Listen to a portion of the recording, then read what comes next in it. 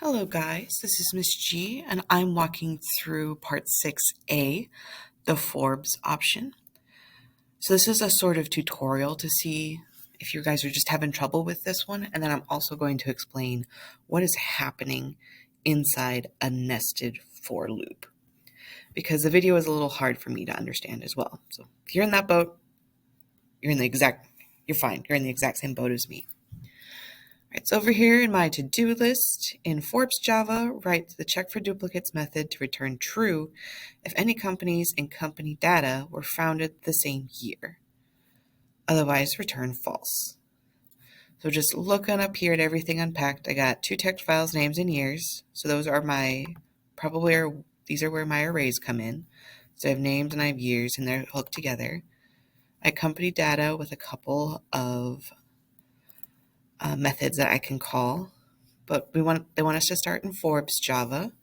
I go down to my checklist, use nested loops to traverse the 1D array company data and the get year founded method in the company class to check if there are duplicate years. So just double checking in here, I got get year founded, everything's great. So I'm going to start with a for loop, like we've done before. So just to keep it as the same as everything else, I'm going to name the first one outer. You could name it whatever you want. You can name them X and Y, but this is my outside loop. So I'm going to name it the outer loop. But I'm going to set it up like I have with every other one, where first my outer index is equal to 0.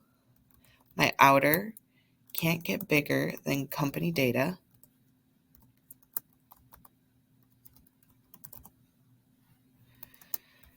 And so long as that's true, my outer index is going to keep adding up so I can keep going through the list. So I'm going to start with index 0 with Berkshire Hathaway at 1939.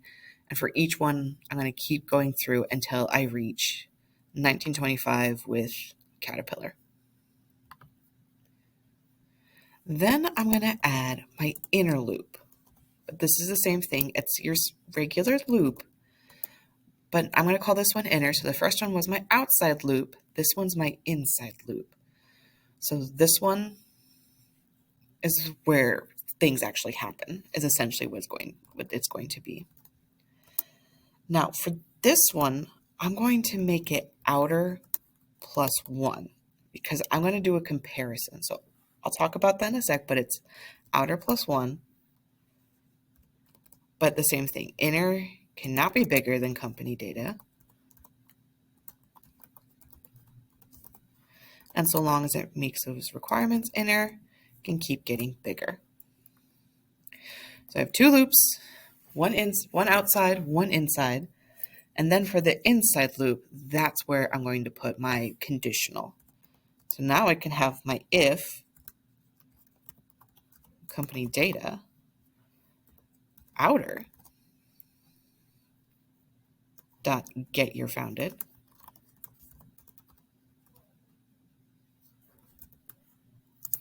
is equal to company data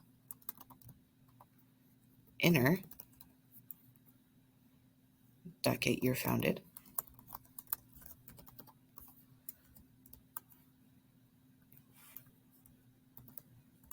So if that all happens, then I'm going to call this return true. Otherwise, it will return false once we get out of the loop. So allow me to explain what's happening here.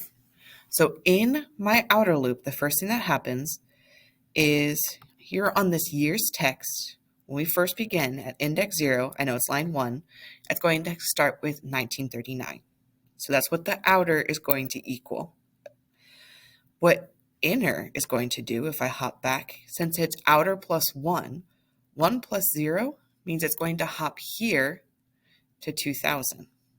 So that's where the inner loop is going to start, but the outer loop will still be here at 1939.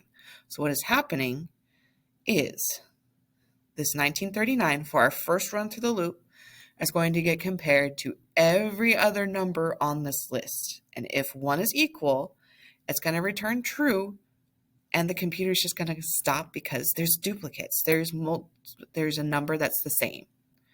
If not, then outer is going to go to the next item in the list, 2000. And since inner is outer plus 1, inner is going to be start at 1994. So then 2000 is going to be compared with every number in the list, and so on until it finds a duplicate. Once it finds a duplicate, and this is where we can run into some issues later, it's going to stop and give you that true, because that's all it was looking for. Later, could we make code that tells us the number of duplicates? Maybe. But for right now, that is all this is doing. And this is what nested loops are good for, comparing information or trying to do a lot of things at once, like building the brick wall there. So the outer loop just makes a new line, but the inner loop will fill that line in with all of the information. So that's what was happening with the squares and with the triangles. So let's see if we can get this to work in part 2. So we just need to call it. So we're doing our usual system out print.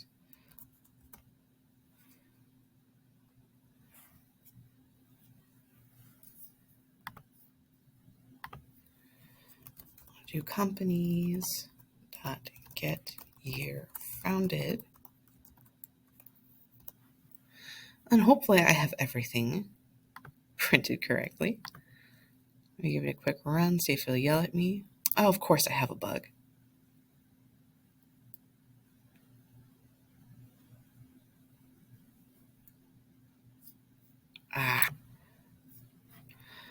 Oh my gosh, I'm a fool. I don't want to get year founded. I'm sure you guys were yelling at me. I want to check for duplicates because that's the thing I made. Now let's see if it'll yell at me. Ran through the whole list and it said true. There is a duplicate, which there are. If I go ahead and run this test, return true if there are duplicate years in the 1D array. Yes, that is exactly what happened. So that is how these loops are working. So go ahead, finish up this one, and then try the next 4 and see if you can get the same idea. So just to repeat myself, for these 2 for loops, this outer one started at the beginning with 1939, and the inner one compared this 1939 to everything else in the list. If it didn't find anything, outer would move to number 2, and this 2000 would be compared to everything in the list.